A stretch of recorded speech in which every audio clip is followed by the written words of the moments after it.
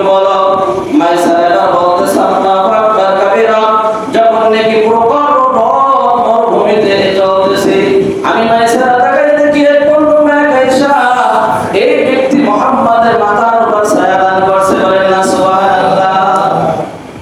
আমি মনে করছি যে কিছু সময় পরে মেঘটা চলে যাবে, কই না, যত সময় পর্যন্ত মরুভূমিতে চলতে দেয় না, যত সময় পর্যন্ত খরা ছিল রৌদ্র ছিল, তত সময় পর্যন্ত ছায়া হয়ে মুহাম্মদকে ছায়া দান করছে, বলেন সুবহানাল্লাহ। আর এক সময় ছাড়া বলতেছে একটা গাছের কাছে মুহাম্মদুর রাসূলুল্লাহ সাল্লাল্লাহু আলাইহি ওয়াসাল্লাম বিশ্রাম নিতেছে। স্বাভাবিক এটা একটা গাছের ছায়া, তখন আমি বিশ্রাম নেব, যখন সূর্য চলে যাবে তখন তো রোদ আসবে, আসবে কিনা?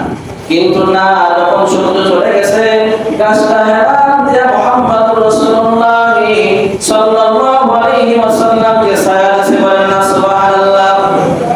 এক পাদ্রীর সাথে দেখা হয়ে গেছে।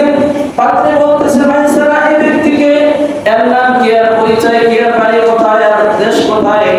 বলতেছে এর নাম হলো মুহাম্মদুর রাসূলুল্লাহ, এর বংশ হলো কুরাইশ, এর বাবার নাম হলো আব্দুল্লাহ, এর বাড়ি হলো মক্কায়।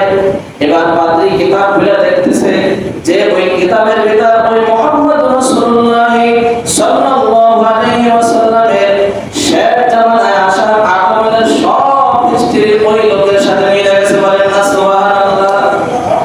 এই কথা যখন সফর থেকে ফিরে আসা মাইসারা